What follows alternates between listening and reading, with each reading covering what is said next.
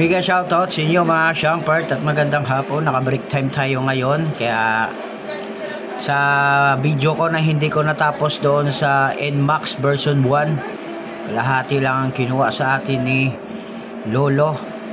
Kaya hindi siya na full video sa ating FB page.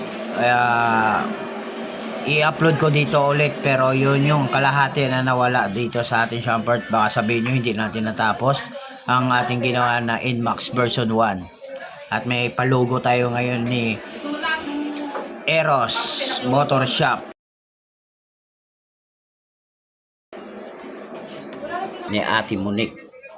Ito pala ang pangalan ng sa Valenzuela. Ang gagawin pala nating motor ay NMAX version 1. Tilala sa atin ng customer is wala talagang post starter, walang redondo. Kaya pamalit natin. Ito ang pamalit natin. Sontal starter button.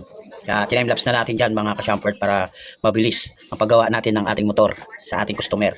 Ayan, dito lang yan sa may Valenzuela, Eros Motor Shop, Bukid, Malinta. Kaya kung gusto nyo magpagawa sa motor nyo, o kaya dalhin nyo dito sa motor shop.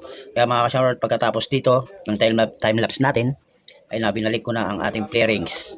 Yan, at saka pag nagbalik kayo ng flarings dyan mga ka-Shampert, huwag kayong matakot idiin ang flarings. Kaya kung hindi nyo ididiin yan, baka gulat lang kayo habang tumatakbo ang motor nyo, mawawalan ka na ng flarings. Kaya idiin mo lang mga ka-Shampert yan, parang ganyan. Yan, ididiin mo lang. At hanapin mo yung butas kung saan yung arrow, may arrow yan mga ka-Shampert sa kanyang flarings. At kinuha ko na rin pala dyan yung panglikuran.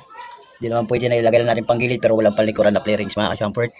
Ayan. Sa tinang mga gusto pang matutunan sa ating paggawa ng motor mga ka-Shampert. Ayan.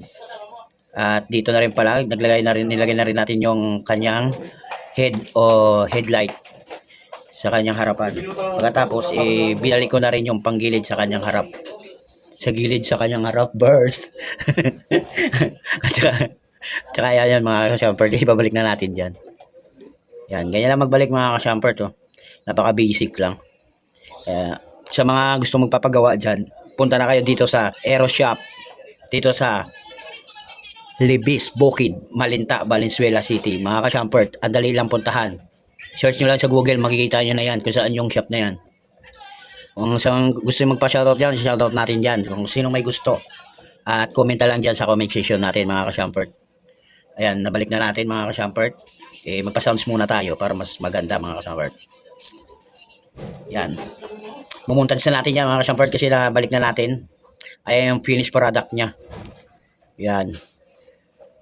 Yan ang mga ka-Shampert. Kaya lang pag gumawa ng mga motor mga ka-Shampert, huwag lang masyadong intindihin kung ano ang mga hindi nararapat, tuloy lang.